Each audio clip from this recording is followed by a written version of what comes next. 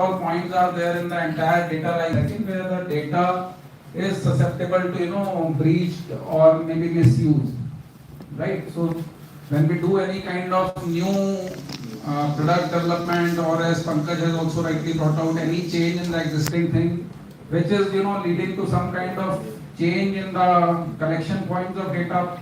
Earlier you were collecting 20 different fields, now you are collecting 32 fields, there is an increase of 12. So is it justified?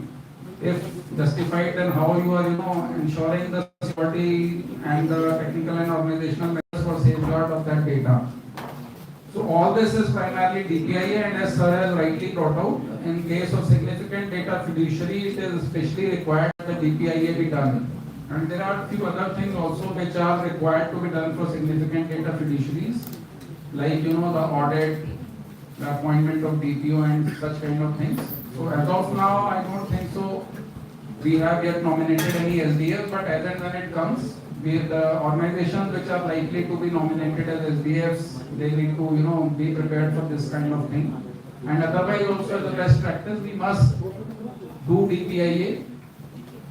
If it doesn't involve much cost and other things, that you are raising a budget of XYZ crores to just do a DPIA, then obviously you won't be getting that kind of budget. But it is a simple thing. It requires, I'll say, deep dive, but budget-wise, I don't think so. It requires that kind of budget. But yes, multi-departmental team should focus and be formed which conducts this particular thing. So that is why we have also circulated the answer sheets along with it, because we don't have all stakeholders here from legal, technology, core operations of banking and so on. So this is the case study.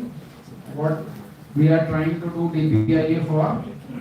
We have an organization by the name of FlashPay, which is the buy now pay later organization and micro lending thing that provides. It has a bank at the back end. It drives acquisition, onboarding and servicing via lending service providers and digital lending applications. Then it has data in terms of eKYC, the integration with various bureaus from where it gets ratings and other things, the algorithmic credit scoring, which helps instant approvals and enhancement of limits. Then the risks are as flashed. Multi-party sharing is happening. Analytics is being done, collections and UPI network integration is there for loan disbursement and other things, which increases its exposure to automated decisioning. Now, as we were discussing in the round table also, there is AI being infused everywhere, and the speed at which we want to disperse loans and lend money, that requires AI to be integrated, because humanly it is difficult to study those many things. And there is unclear purposefully means ownership under DPDPA. So that is the background, and now you can start off with the question paper kind of thing which is there in that particular envelope. If somebody is entirely new to DPIA, they can also refer to the answer sheet which is attached along with it, so that you get some idea as to what it is and how it progresses. So that is the reference answer sheet. You can on your own also add on things to it. So what we have given is a hint as to how it is done.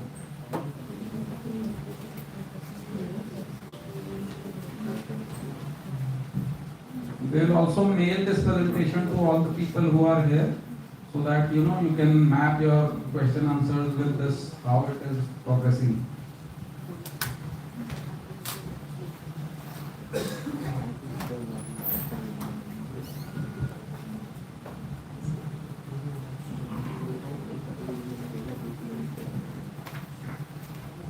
One important thing is that the DPIA, as Pankaj has brought out, it would continue to evolve. It's not that you have done it today and tomorrow you are doing changes and you just rely on that DPIA which you had done on the day one of launch of that application, and subsequently you have done multiple changes to it. So it would vary.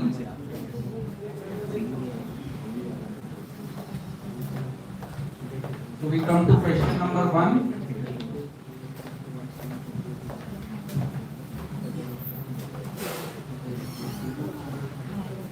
You have question number number 1 here and the related things which you can refer, the purpose, means and flows. So if you take your attention to flash pay model, it is a buy now, pay later kind of organization. So you have to identify the data which is required to be collected, what purpose it would solve, the means of collecting data, and how it would flow across the organization.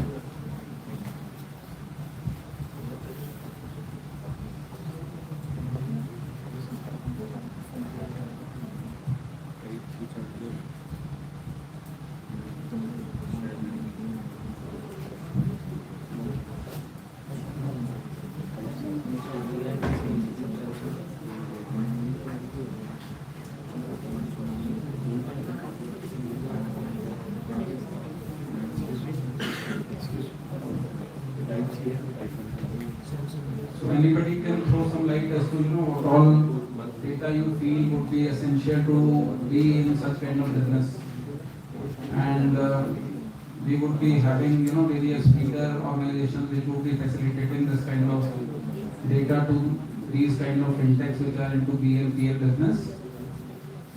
Like we were discussing account aggregators in our roundtable, there would be account aggregators which will come into play to provide all the data which is required in this kind of a scenario. Plus, they can collect data on their own also, or they can take from the parent bank on behalf of which they are working, but then all the contracts and other things, data transfer agreements and things have to be in place.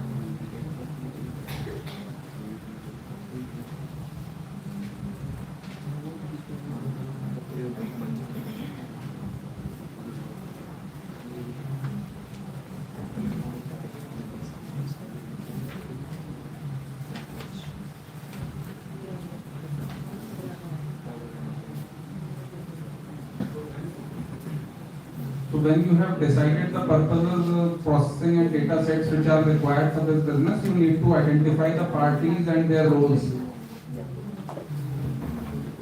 Right? You are one party, then you have other parties also as part of this entire ecosystem which will be helping you run this business. So you need to list them out very clearly with the expected, processing which is required from them, the contractual clauses which are required to be added. Because as we were discussing in the round table, in GDPR the burden also lies on the processor, and he is also, or that organization also is equally responsible in case they fail to protect the data. But in DPDP the entire onus lies on the controller only. So with that in mind, you need to define the roles and parties, third parties, as sir was saying in the first half, the third party risk assessment, how to control them, how to ensure that if there is something happening from their end, how you can penalize them, or have a back-to-back transfer of your loss in terms of finance, at least the financial loss which your business will suffer. Reputational loss what you would suffer would remain with you only, but whatever financial I'd say things which you can get back from the other parties which are there.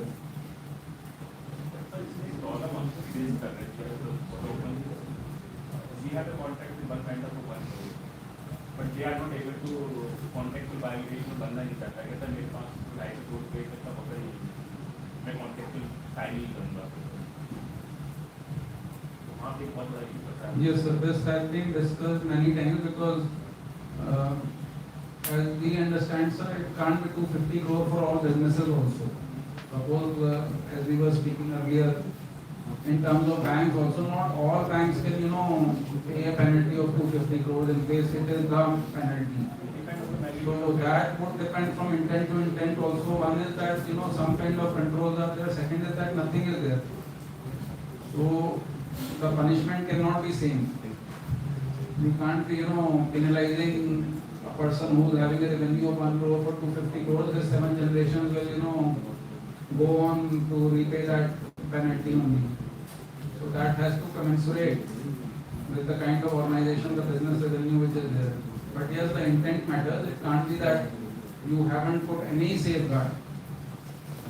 And then at that point in time, sir, you can also, now that you are facing this situation, next time onwards, when we float our RFP, we need to mention in our RFP that the bidding party should be able to have this kind of turnover so that they later cannot deny that we don't have the repayment capacity only or the payment capacity for this kind of a contract. Mainly public sector banks. Because that I understand, sir, if it is MSME and all those kind of things, then government will only come up with some solutions to that. That how those people can be, roped in and be kept under some kind of projects. What the right now the corporate the agreement with the third party already. Whatever that will not come out, but that was the estimate is really about. Yes, this is a very valid point what sir is saying, that DPDPA has come last year November in full form. There are contracts in big organizations which are running for 10 years together. Now how do you rope in those kind of people who are already guided by a contract which you have maybe signed in say 2022, 2023, 2024. Now DPDPA has come which is saying something. But your contract is already for 10 years and you have signed it in 2024. So you can't actually do much about it. So these kind of things, sir, you have said they should be forming part of the FAQs and other things which are going to be there, sir. As to what is to be done in this kind of a situation, whether 250 crore is the baseline of penalty, which I understand is not correct. So because it has to be, I'll say proportionate. It can't be because otherwise That's why the law or the direct liability. correct, sir. ये process बड़ा है. हाँ, इसीलिए sir. So this is a very important point. So the people, all of us who are here and who are in the process of, entering into new contracts in a short while, maybe 3 months, 4 months down the line, we need to, still revisit our contracts and insert appropriate lines. Like for example, if you speak of critical information infrastructures, there is a guideline from NCIPC also that cyber security, controls and other things, those should also be explicitly mentioned in the contract, that what would be the action taken or penal action taken on the vendor in case there is a cyber security related incident or breach. One thing is SLA, that you are penalizing somebody for uptime or availability. So that can be there, but if there is a breach, then what? For example, if there is a big, say, insurance company, it suffers a breach of all the health data, hospitalization claims of people. Now the system is up and running, but the vendor has lost data. So it's a cyber security thing also, that that organization which was processing the data, they have lost data. So how do you rope in that kind of a situation? And then on top of that, now DPDPA is also there. Earlier it was just a cyber security incident. Now that cyber security incident has resulted in breach also of PII data. So now you are under 2 agencies. One is CERTIN, which is investigating you for the cyber security breach, cyber security incident portion of it. Then there is DPDPA, which is behind you only for losing the PII data. So all that is to be kept in mind while making future contracts. And in case you are still at original stage or something, or if you can persuade your existing vendors, then nothing like it. Then we come to question number 3 of BPIA, which is for consent and legitimate use, that what is the lawful ground. We need to mention this explicitly. So we need to confirm whether processing relies on consent. The uses are as per consent which the individual has given, and the backend processing which is there, that is also in alignment to the consent. It should not happen that in the backend it is open for everything. On the face of it, you are showing that it is only for X reason, and then behind it is A to Z, entire 26 alphabets you are doing. Then consent, quality and notice, and then the RBI guidelines and other guidelines which are as applicable to you.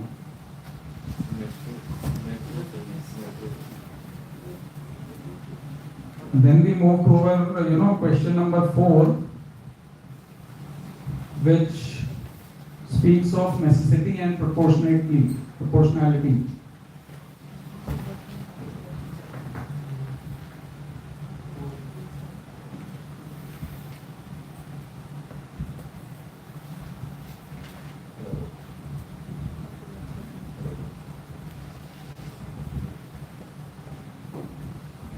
So this is a very important thing, because here the data which is being collected, that has to be mapped as to what lawful purpose it is solving, or the business purpose, and that business purpose should not be on your imagination. It has to be derived out of some guidelines and how industry best practices are telling. It should not happen that you collect each and everything based upon your business requirement. That, for example, if you are entirely into digital thing and you don't need data which is maybe for some other requirement, that need not be collected. Because nowadays, as we say, that data is new oil and all those kind of things, although oil is also in crisis in Iran. But the thing is that every field should have some justification as to why it is being collected. As sir was saying initially, that if you are collecting a thing which is required for, say, allocation of lockers in a bank, then that much data should only be taken if there is a requirement of joint operator in a locker. Then you require some data feeds for that joint operator, but you can't be taking the entire family history, those people who are never going to come near your locker, and you collect their data also, and then you do some kind of analytics from that, or you do some kind of marketing for those people. That is slightly challenging. So the data collection has to have some necessity, which should be derived out of some sensible guidelines, and then proportionality. The last bullet is privacy by design. So if again you are in the process of designing some new controls in your technical ecosystem, you may consider putting appropriate controls which enable DPDPA compliance also to some extent. Otherwise you may miss it out, and then we will be in a situation wherein it is 10 years down the line you are required to carry that same contract. Or maybe if in case you can put it in some kind of AMC, some steps needs to be taken. Now, as sir was again saying, that anonymization, aggregation, or use optional toggles for higher inclusion data, these are easier said than done. Anonymization, if done once, that data becomes irrelevant, because you don't know what was there in that, right? So pseudo-anonymization is still fine, and then anonymization makes the data completely useless, because it is anonymized, there is no business value, it's not serving any purpose. So what do you do with that? Although it will help you to remain out of radar of DPDPA, because the data is anonymized, it can't be mapped to any citizen resident, but then it is not serving any business purpose also. So pseudo-anonymization, tokenization, whatever you can do, you do, but do something at least. At least the basic encryption should be there to the present day standards. say if AES 256 is there, do at least AES 256 for the data at rest. If your data is moving between your multiple branches, then if you are doing TLS 1.3 or something, you do that at least. If you are, having your data in cloud, in a cloud environment, then how you map that kind of requirements with the cloud service provider to ensure that your data doesn't, proliferates out of your buckets, is not accessed by other people. And important thing here is if you are assigning some third parties to collect data on your behalf, make sure that you audit them regularly, otherwise they may collect anything and everything on your behalf. They may give you, 20 fields, they may collect 42 fields outside, citing that, we have been told by the bank to collect 4 pages of data. 2 pages come to you, 2 pages are sold outside without your knowledge. So those kind of cases are also there. So although you may be clear on your part, but if you are, employing small little vendors and contractors who are collecting data, make sure that these kind of activities are covered. So after that we come to step 5 in the DPIA, the data principal rights, how we are safeguarding that. This we need to ask in our stand-up calls and meetings when we are moving ahead for data privacy roadmap of our organization. So first thing is that we need to understand here that the owner of data is those individuals. The data is not property of your organization. The DPDPA or any privacy law across the globe, tells that the data belongs to that individual, the data subject or the data principal. If he or she is the owner of data and if he or she tomorrow decides to revoke his or her consent, or he exercises the right to be forgotten or any other right, or wants some kind of information as to where all my data has been shared, what all processing is being done, so you need to be prepared to answer that. Because if you can't answer that, then it would be a black box kind of a thing. Unnecessarily, the organization may come into scrutiny. So the first thing is that we need to, convince ourselves. It is difficult to convince because till now we were believing that the data, once it has entered in our system, it is ours. We may do anything and everything with it. The times are changing, and we need to understand that we are answerable to these residents or customers, and whatever if they say, and if it is in the legal performa, we need to abide by that, because they may go to court also, they may go to data protection board also, and if they go there unnecessarily, you will be into news for wrong reasons as an organization. So as flash pay, we need to map what all kind of rights would be there with our customers. We have the answer sheet also behind, you can take a hint from that.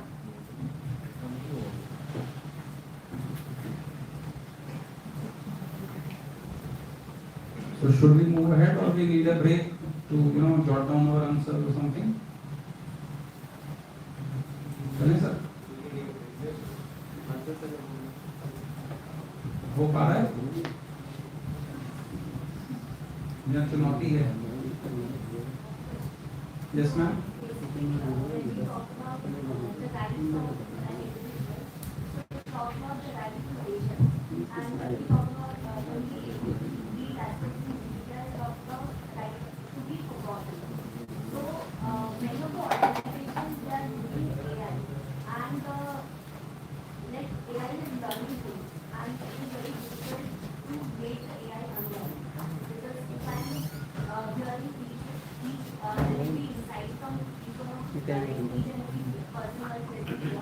So whatever the data which I am creating in my brain, so if I am focused, so I will be able to unlearn that thing, right? So when it comes to AI, if it is learning something, and I've taken two webinars, I conducted that in DPP, I could say, but while dealing with this AI aspect, I've also like gone for a lot of discussion on this, but everyone cannot actually answer whether when it comes to the implementation of ECPI and while the organizations are using AI, so whether it will be easier for the organization to train the AI, unlearn the sensitive data which it is storing. So that's my question.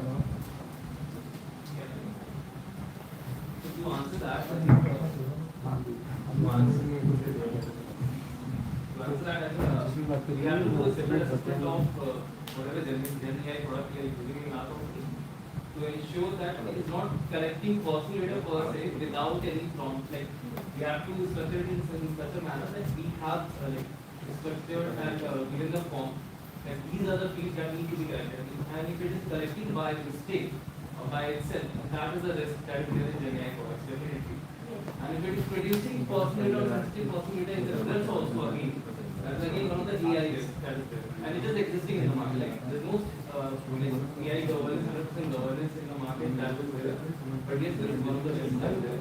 We cannot 100% automate the ER management process. So there has to be some manual review and intervention at some point.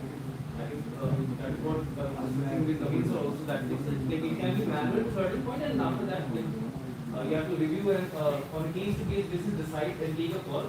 What data needs to be, what data can be deleted or not. I just add on to this. It's a very good question.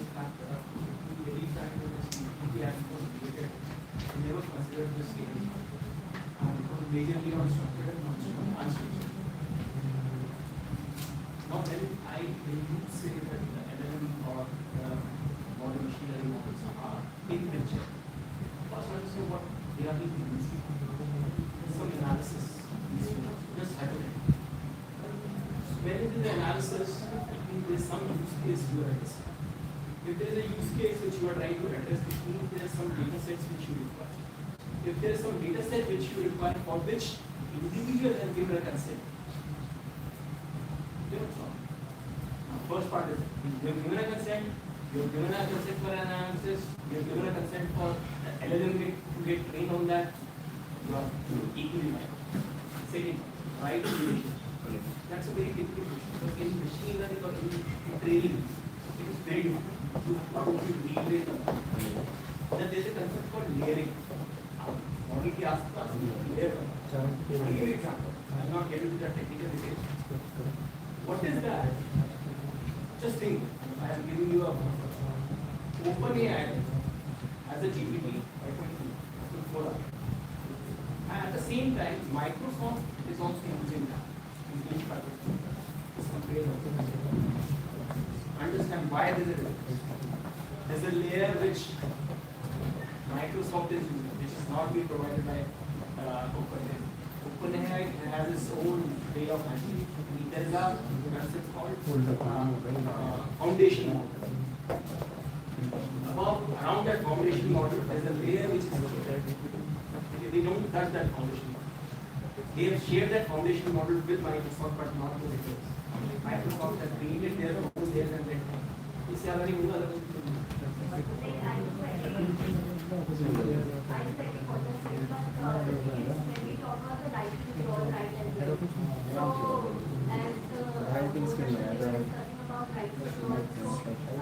whether immediately or having a very tactical thorough implementation to it and then providing the I can answer concept. that. Take an example, take the chat. What is my name? Yes. It gives everything. What I am doing, which company I am located to, learning. How you just say, forget everything.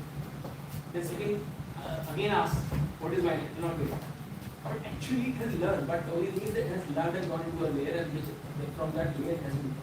The only solution which I see, I think we are getting into AI, is basically your own boundary model. Not relying on what's called off-the-shelf model or such kind of things. आप जहाँ पर close source पे जाएंगे, वहाँ पर this problem will be. Boundary models are fast. इतना I'll just add what has said. You see, both are evolving. So as of now, we are in an era wherein we have, still not figured out how we would pull out data. But maybe 2, 3 years, 4 years down the line, I think there would be a, then it would be a common thing to use. Now there are maybe few big players only who are, facilitating all these things. And if you take it in parallel, cloud service providers, these kind of big players are there. They generally they force you to, abide by what they propose you. Like if you want to, take something in Google Cloud or AWS or Azure, you would have to, branch to use their own chain for you. Similarly, in AI also there are few big organizations, but yes, we can train our local models also. But at the same time, there is a term by the name of model deployment. That you can push that model to an extent that the entire data gets cleaned out and whatever you have trained that gets cleaned up. Second thing is that you start using some kind of synthetic data to don't use that, if you're training, say, your model for diagnosis or anything, then you start picking up the exact hospital data of what is hospital chain, and then you pump that data with the exact patient name, exact age, exact address, exact comorbidity that gives them the disease. And then then say that, this will happen. You can always at least do that kind of, I say, pseudonymization that the patient name is at least written. Some comorbidity, they are not mentioned the way they have been mentioned in the training. You can anonymize it completely. Or training or synthetic data is there, that is the best, because in many places synthetic data can be used and can be used effectively. But yes, since we are evolving, we also don't have much insight as to how we can contact data and get same kind of business. If you want to train the model for a particular functionality, you can't be giving those kind of details that it becomes a bias in the model itself. You need to apply yourself also. And with that AI is being used to train AI, give results for AI. Now the prompt can also be controlled to a large extent. You can have that kind of thing that the prompt, if you are giving it is, inputting some kind of data, you can stop that data from getting entered into that kind of thing. But right now nobody is bothered. People are happy and it's coming. We have ourselves also, giving our picture of 50 art and whatever art and saying that, our image is coming into this.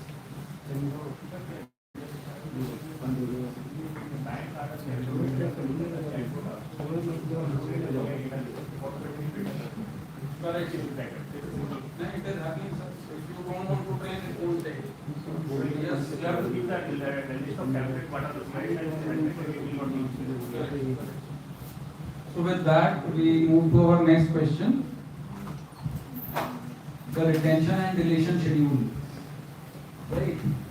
We would like to retain everything for eternity, but then we need to destroy also, because if it remains till eternity in our system and if it gets breached, then we will be held responsible for that also, that why you are keeping a data which was not required to be held in your system anymore.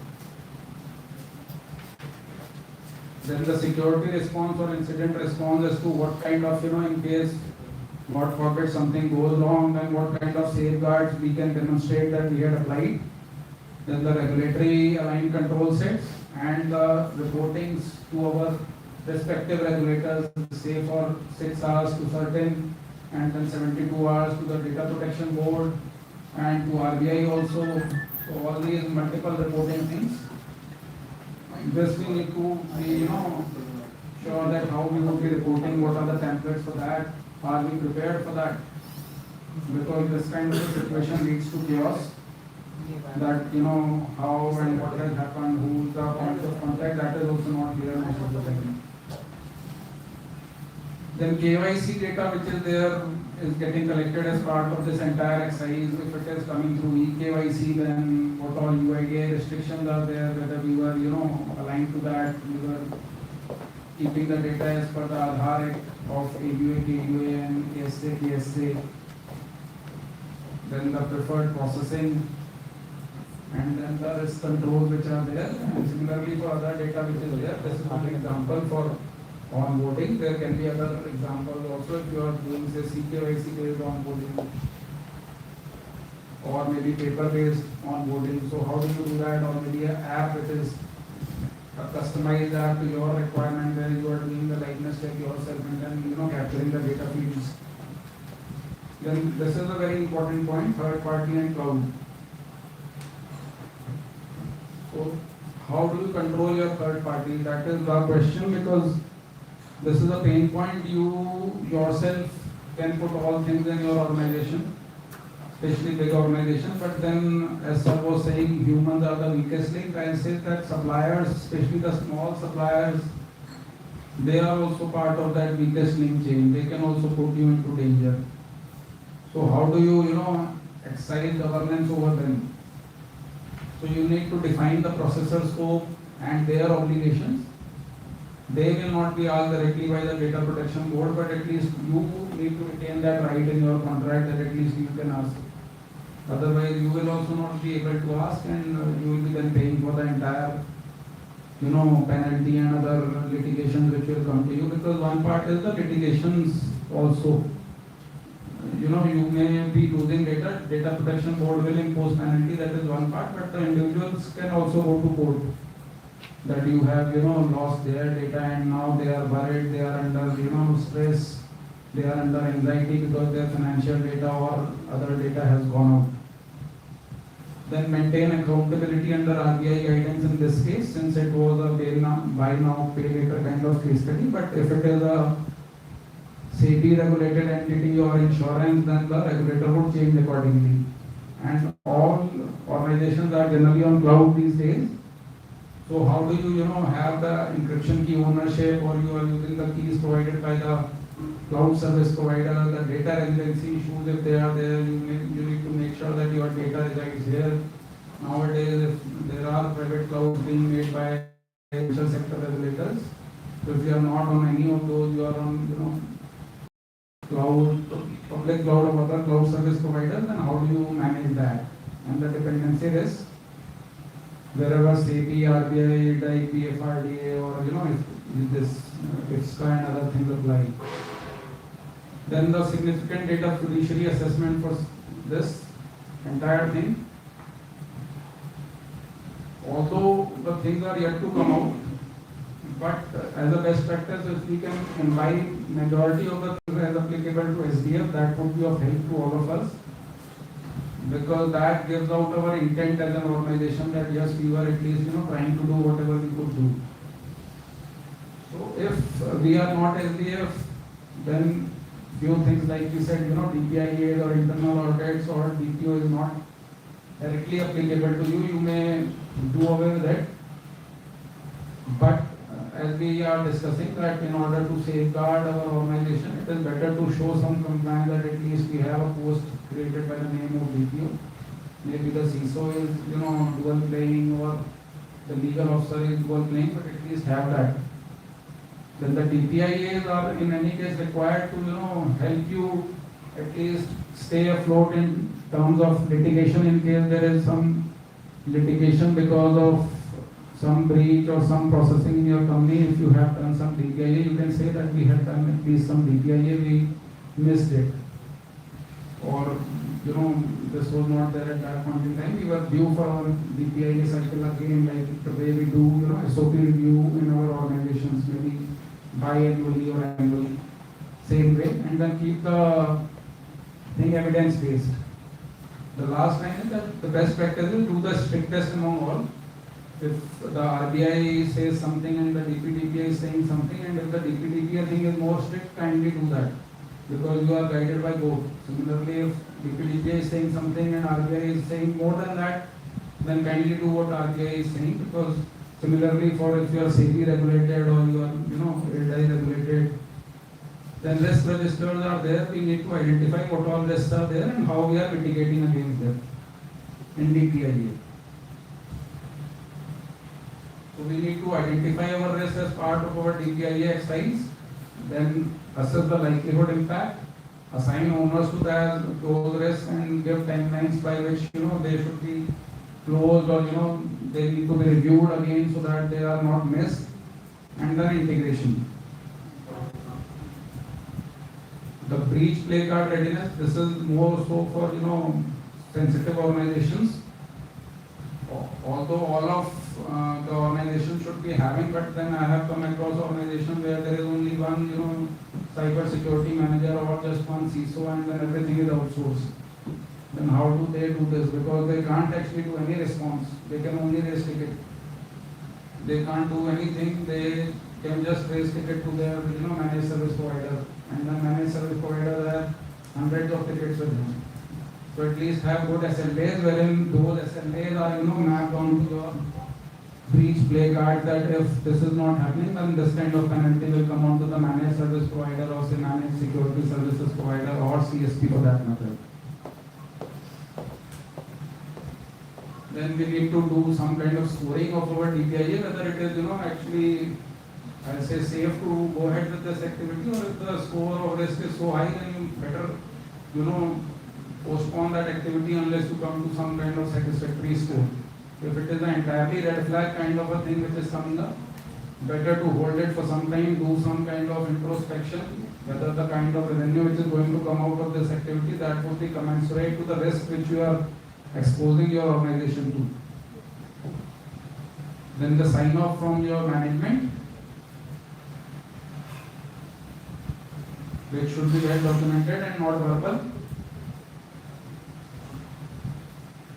These are some of the lessons. You can carry this DPIA sheet with you, that early risk identification is being facilitated by DPIA. Cross-functional collaboration is important because no person on this earth by himself or herself knows the entire earth. And then continuous reassessment, as we said initially, that it's a living document and it moves on. Continuous improvement. And then we move on to this particular Ask Me Anything session, wherein I will request Arun Pushkar sir, Anil sir, and sir from our Punjab and Sindh Bank to kindly come onto the stage, and then I will request all of you to kindly, address the question of the audience. Thank you so much.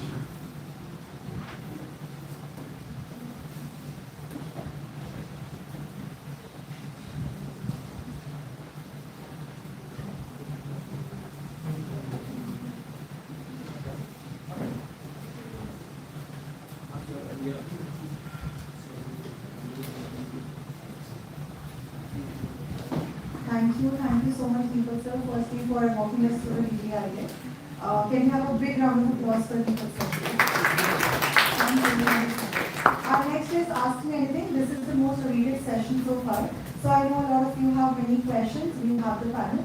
Ask if you can join the panel, please. Yes.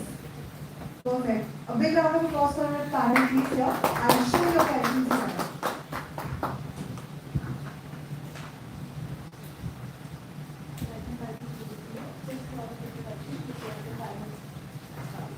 I'm Lieutenant Arun Pushkar Dad.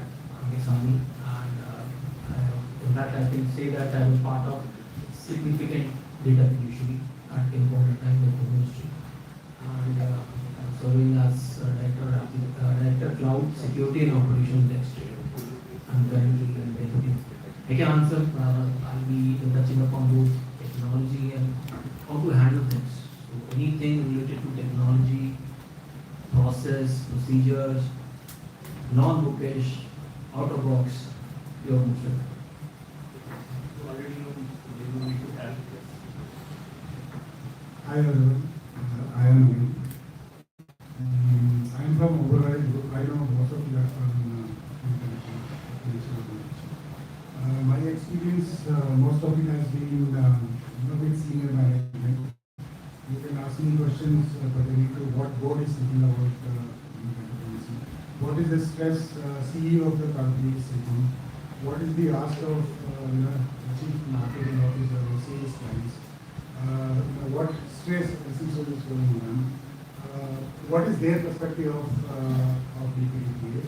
I was also involved in GDPR, so I know what it takes to handle such kind of discussions when it comes.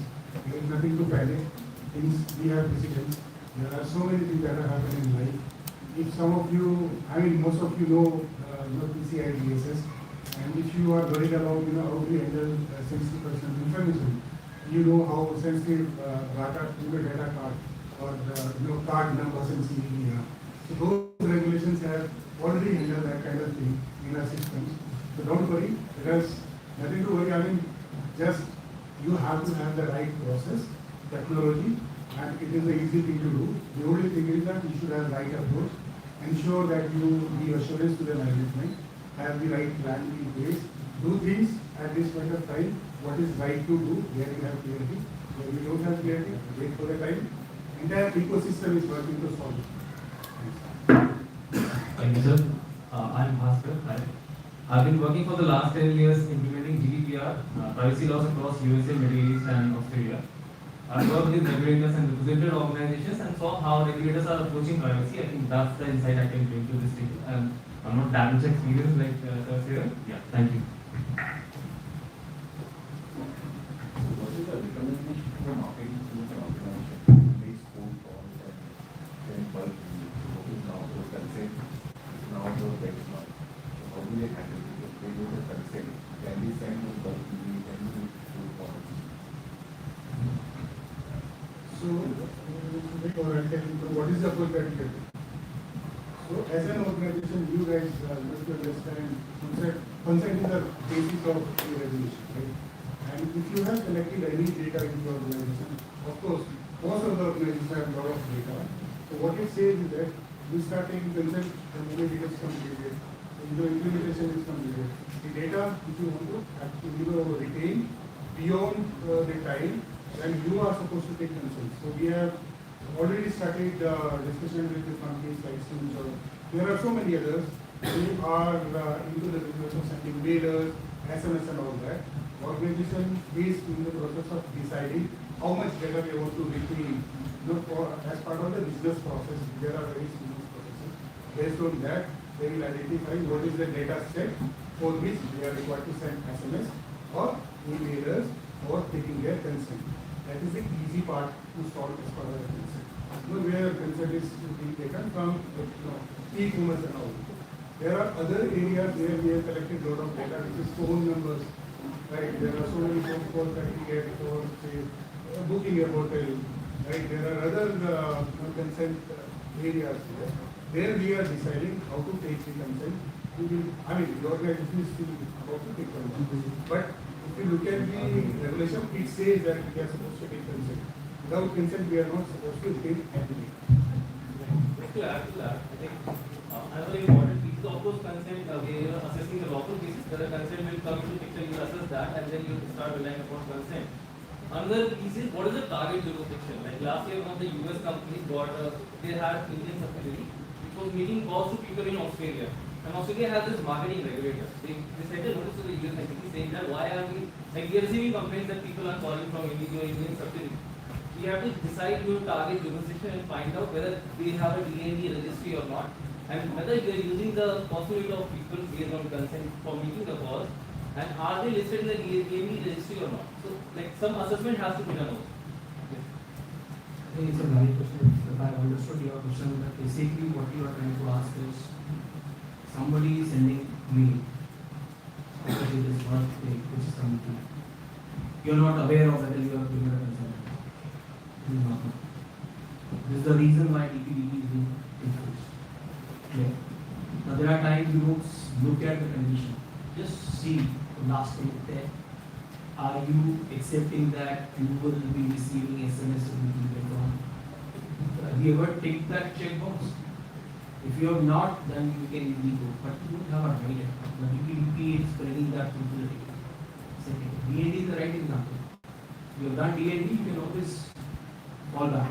Now Airtel has done a very good job now. You just do the scan and they are depicting your number as a spam. They have started doing that. This is the only way at present. But the moment this DPDP come into picture and enforced, all this reversal will be done. I think at the time data protection board will come into picture. We can always approve them. I have not given a consent, but while we are sending, who is that individual? Is it a company? Is it an individual? Is it a fraudster? So all this thing will come. That is why people are now worried. Right now, what approach we are adopting in the practice is whatever the gate-related information we send the customer, we download from the packet data and we check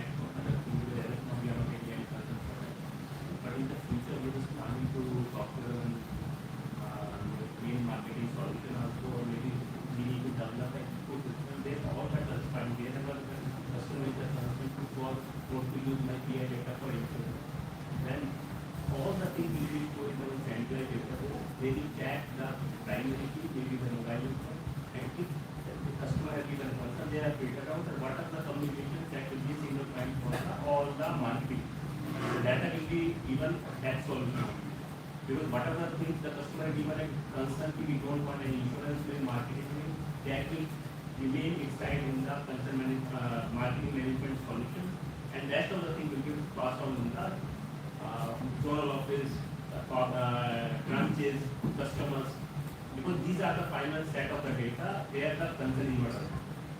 See, I'll tell you, after the things are very Yes. I'm nothing against anyone. It's just an example which I'm trying to give. You have registered for this conference, you have received any mail, and there's another mail from some vendor also which will come to you. I mean, yes, right or not? Have you given that consent or not? You cannot do anything.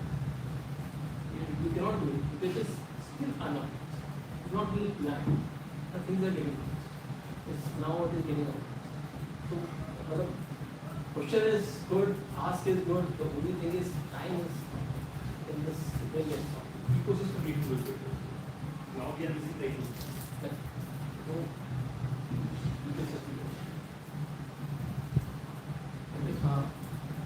Recently, Instagram has announced that it will end encryption message for DMs in May, I think, from May. I was wondering that, like when I joined Instagram, then I gave the consent that it would be encrypted message that when I sent.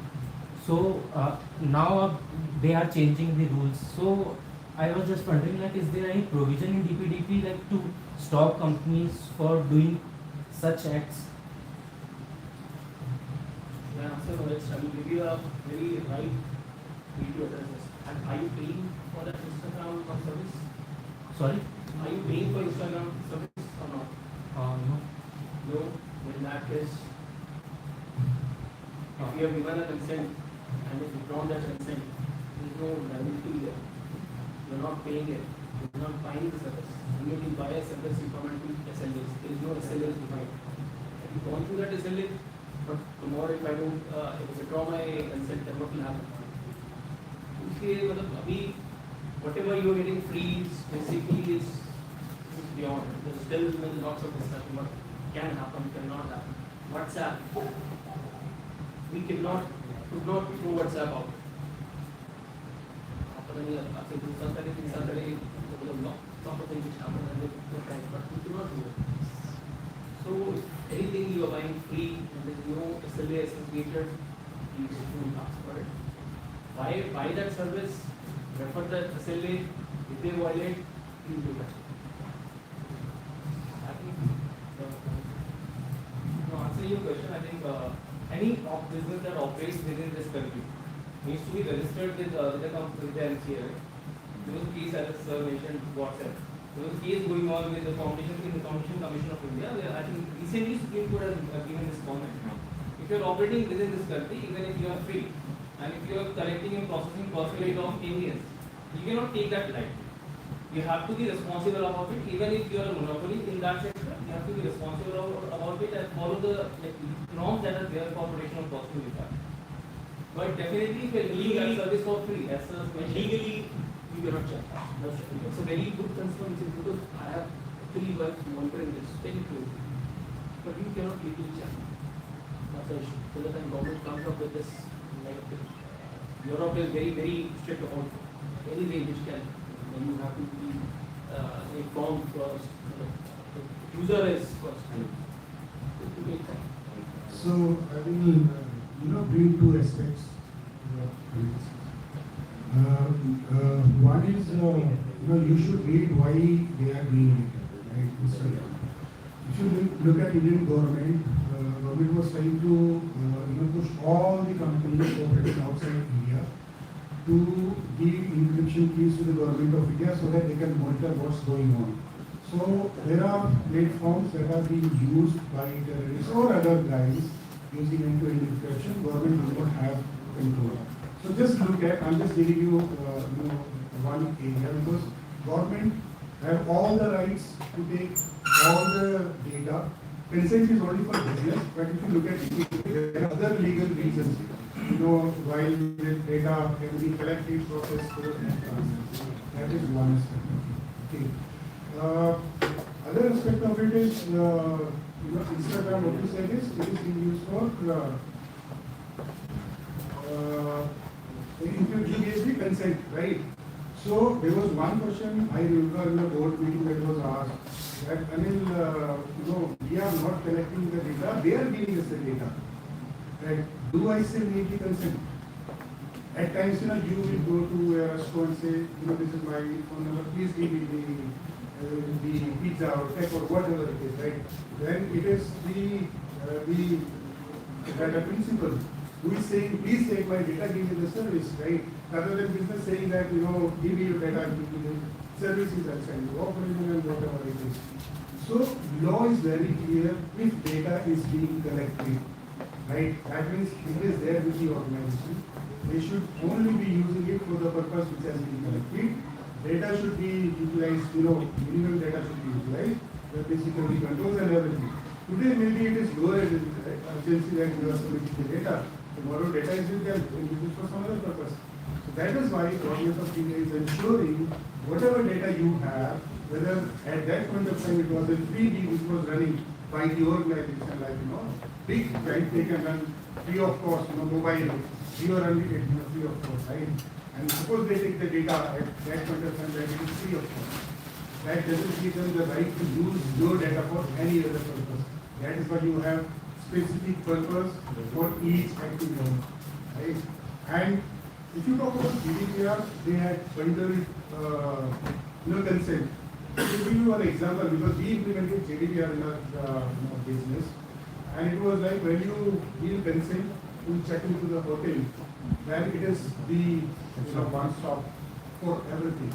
But now this DPDP says that check-in is what you are getting into the hotel for staying.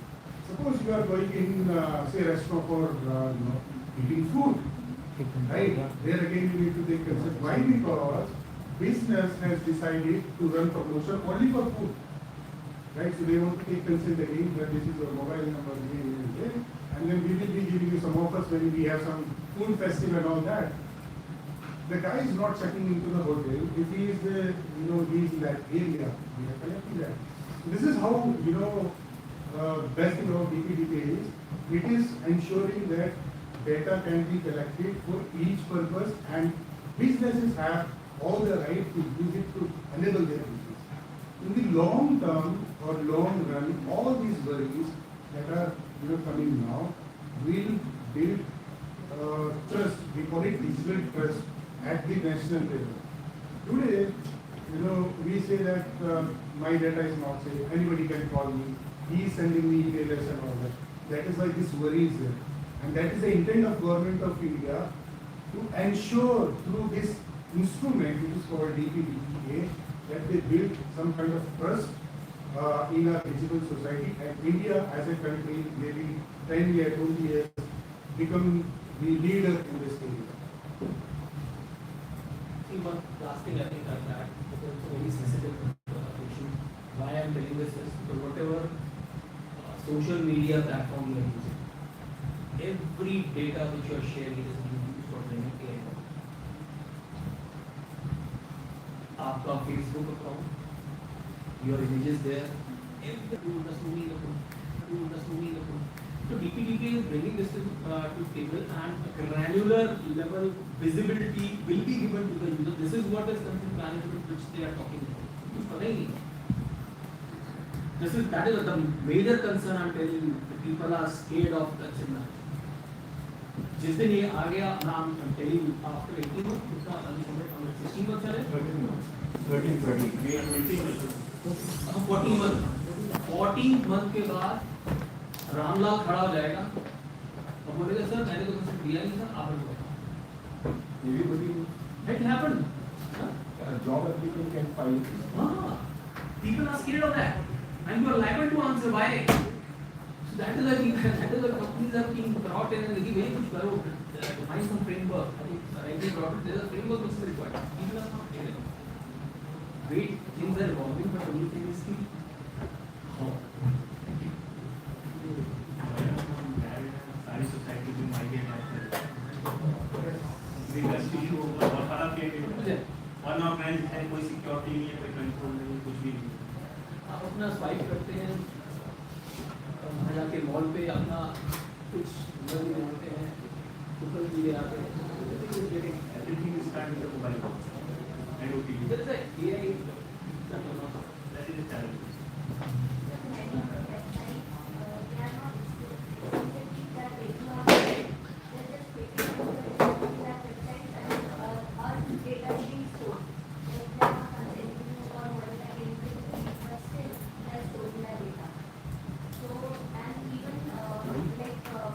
Last में 4 बजे तो खुलवा दो ना, 4 बजे का।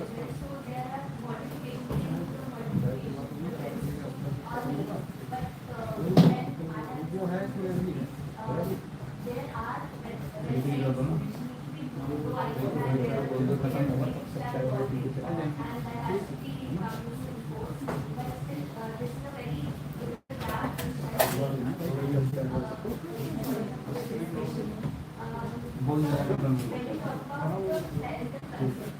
सिलीगुड़ी की करो, सिलीगुड़ी की करो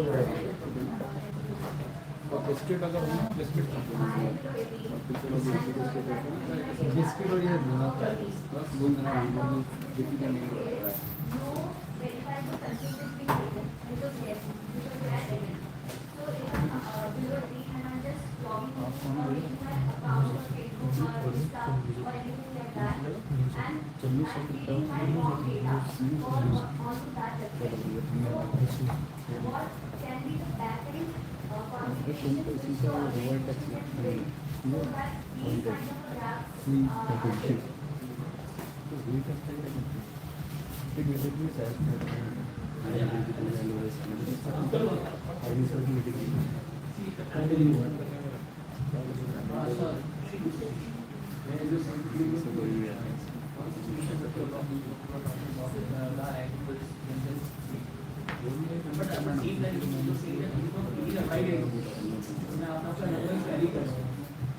But with this with this clause of physical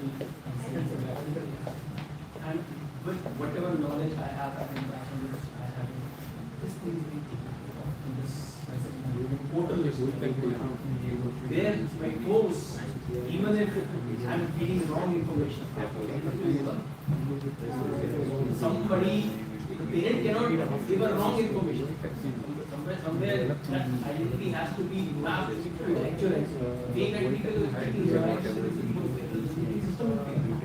everybody will come on with a different identity. आप गलत fake identity करो, but your responsibility is like exactly. It has not.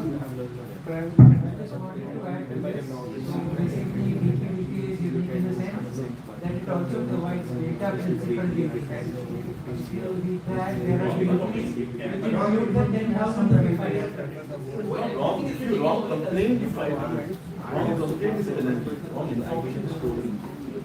It's wrong if I go DP go with the wrong complaint of false certificate, I'll be fine with it. It's a complaint that you file. I think wrong information. I don't know whether there is a law or not. It is there. People are talking about mapping your digital So, I just give you some insight. So one is giving, I mean, information. How do we prevent our kids, to log into all those things? I just want to ask you one question. There are so many parents.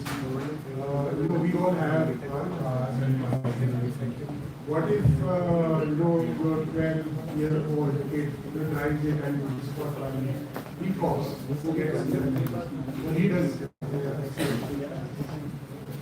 parents, right? So that is what is being done, and that is how it has been implemented here. And that is why this act clearly says that if there is any information that is being collected for the kids, their parents have to give the consent for it. It is called very clear consent. That is for parents, and there could be at times people with not able to keep, but they will have their Aadhaar card, their identity card. They would also have their medical records. The consent for such guys have to be given by the guardian. The guardian has to be very physically. Law is such a beautiful law that this guy who's taking this person who's a hotel, he has to get himself certified as a guardian so that he can use it. Right. So this is how it will happen. It's all about verification. Another question, sorry, I forgot you asked, another question that currently what we see is written as a policy but not here. That is the change that we go into from today and May 27, when there is a D-Day, when it is implemented. So currently, if you look at the privacy policy of any website, actually everything is done. That we are collecting this information, we are collecting your cookies, we use it for promotion and everything. That was the past. Now, suppose you want to apply for a job, on that job portal, suppose there are 4 fields that are written. Right, when you enter your name, your date of birth, your qualification, and the job that you are applying, the moment you say submit, there is going to be a pop-up. It will clearly tell you that this data of 4 fields that company is trying to collect from you, they will use it for giving you job offers. This data will reside in India, if it is not going outside, whatever, and other things that they will be using it. And there will be two areas of concern. One is disabled, that means they need to retain for some laws, okay, which is required. And one area where you have the option, where they would say that they want to share it for third party for marketing and all. So that change you will see, right? Another question that you raised, another question is that AI using model training. If you have used any of the AI model, all the AI models are applied to PR or chemical, privacy laws, or all those things. Is by reading their policy, everything is written. How do they use the data for training? They also suggest you not to put your data into right?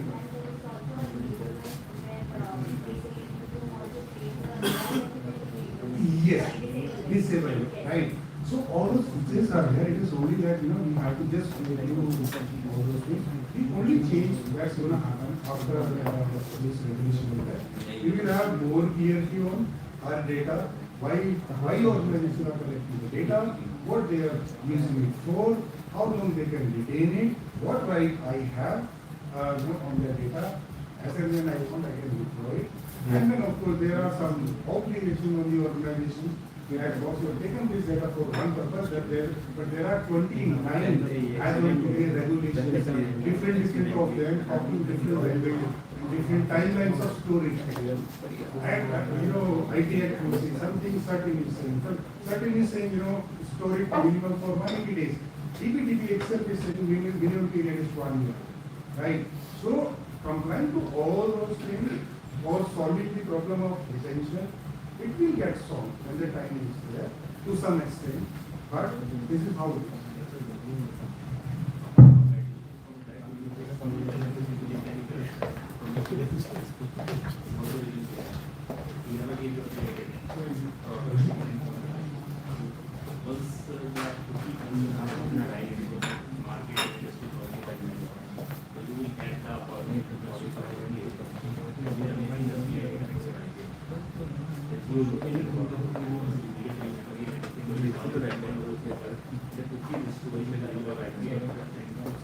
coordinates, display advertisement messages. Once the industry will develop and that will be in force, it will be able to have the option and you will get or any website, any other system will be able to get an offer to modify your cookie. The cookie is ready for the marketing purpose, you can deny for the marketing purpose. Some of the cookies are mandatory, so that your EI data for the IP address and to everything for the marketing purpose and you protect that.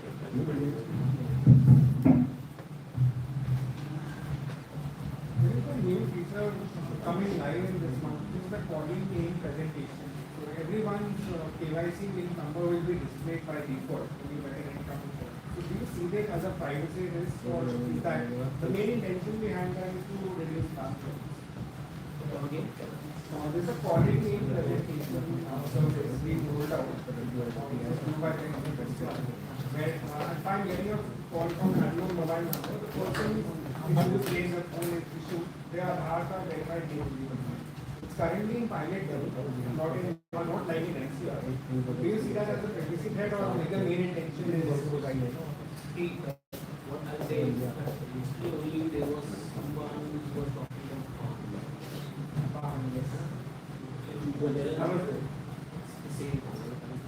why, who has given that consent to Bahan to use my number to give it to insurance company, give me a call, take a call? Who has given this consent to the KYC? Who has taken the KYC? the telecom provider? Huh? The telecom provider. Yes, have I given that consent to get To display my name. because the reason being, my number, if suppose I am giving a call to someone, my number is getting displayed, and at the same, my name is also getting displayed. I'm not given any consent. So I think this one, yesterday, because it was eye opener for me, people are picking up this case and that thing will not happen where the insurance company will stop using that data there to the Bahan, your insurance is getting expired, you start sending you. Maybe this will happen. Somebody will write and say, "Hey, who was it?" So we will this will happen. So this is a pilot. It's a privacy concern. I will not like it. I will not like it. Because when I receive a call, I can see clear cut name, you will save the other. Why should my name get flashed? The purpose is that instead of moving from a crowdsourced platform where people use like Truecaller, who was verified. The intention is the right.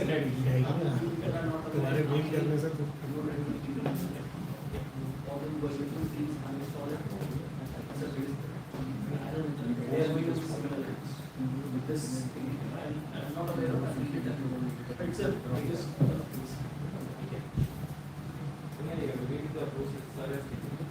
In terms of compliance, if you talk about further organization, if there is a mandate coming up, there the need will be displayed. Now, what telecom companies have to do, they have to list it out in their privacy. They have to collect consent for that as well. I think that's what the compliance, additional key consideration would be from a privacy. That will also be People is going to get that. Even my location when I using the map. Google is having everything. Last program we had used it and everything you can check it. There's an opt-out option. I know, but my own feeling and preference we should separate out, start talking separately this AI part, analysis part, and the AI and privacy is whole along. AI cannot give good result in the time you get actual data. True data. अब कैसे मेरा कैसे क्या मैं आई use AI but I found that's something which I could have answered your question. उसके लिए जो होता है AI तो मतलब I नहीं डिक्शन में where you privacy are really at threat. When you are there is concept of profiling. They are profiling you. Google is profiling you. The AI application of future is LLMs are profiling you. Why when you write something on the chat and you say what is my name, why this first? Your chat is getting profiled. It is not getting AI. Building up a content is profiling you because training का model require too much of infrastructure, too much of electricity. तो आपके छोटे से data को लेके retrain नहीं करेंगे, उसको रीट्रेन करना पड़ता है. तो recently I was working on some project where I to train a model. I thought मैं करता हूं, मेरे पास 5000 का डेटा था और when I start I set my processor such and such को मैं कुछ चंक्स करता हूं. Then what I did was कुछ चंक्स 5 से 5 मिनट राइट नाउ एक करते हैं. So when I used to do this, I could be 500 को तो एक बार 10 कर लिए तो मैं 11 करता हूँ. At that time I saw that my model is drifting. My model was drifting towards whatever data I am putting in the last. ठीक है, तो यानी the conclusion which I would tell you is for retraining complete data set has to be required. शुरू से मेरे को दोबारा से बात करनी. तो इसलिए मतलब if somebody is saying कि आपके डेटा को वो कर रहा है, retrain कर रहा है, no. You have so much money.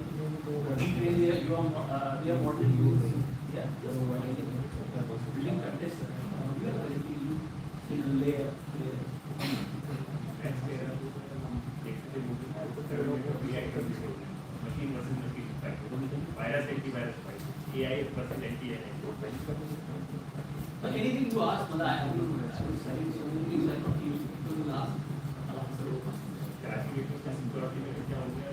I had here last year security department AI model use करने की कोई attack भी हो रहे हैं AI से the human and soft person cannot detect it because the combination they are getting permutation the modeling the how they can throw permutations and they see and then they are targeting. Until we have that type of a system to detect story and other like we use it. See, I have a quickly information. Offensive.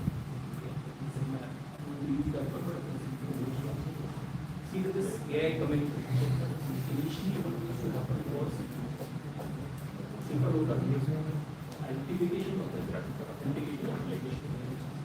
That used to help me restrict someone coming into the system. But then later on when he comes into the system, then it used to get safeguarded by all those data protection and monitoring. So now that thing is shrinking. AI wants to shrink that. Because there are so many dynamic things which are happening which AI can do. And because earlier what used to happen is just set things which used to allow. You are like example, the bank will be an application, consent will be an application and very straightforward. Now with this AI coming into the picture, which application can be initiated by the agent is very critical thing. Wo bhi boiling hai only let's focus on the exactly structured data. They are हमारा दर को AI is So are there more questions from the side?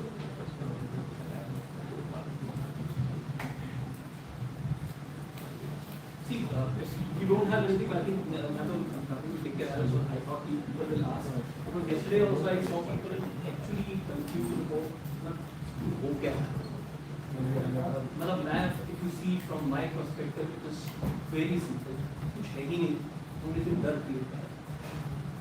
और डर इसलिए create तो we don't have a we don't have a understanding. Right people are not. वो चीज़ जब तक नहीं होगी I'll start, I'll just finish it. I will not take much because this is my personal initiative. If you want, I can stop it. The time when everybody wants. I think let's ask if anybody has any questions. And then, if there is come to the panel, they wanted to communicate something, then they will. Is there any question from anybody? So there is only offering of tea and coffee for Okay. Yeah, let's See, I'll just tell you something. Let me give you my background because sometimes many people think that here go to have easy to go there, but it's not like this. See, if you see a brief background, I was in army, and army I was handling of the security.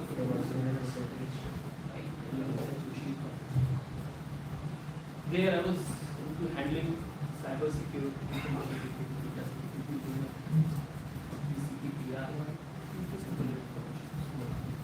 At the same time, I got an opportunity to work in defense system. I know how it happens. I'm not I know how you do it. I don't know